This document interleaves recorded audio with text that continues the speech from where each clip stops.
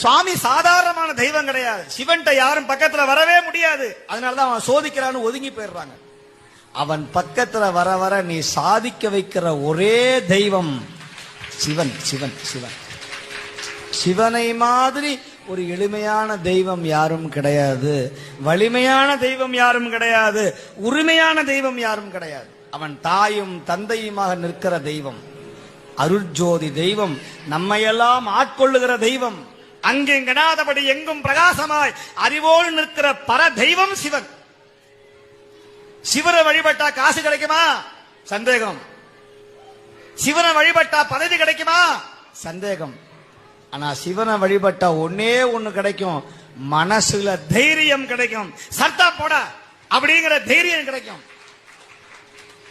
உன் முன்னாடி பாம்பே வந்து நின்றாலும், ஓ இதானா, போ போ போறவா போ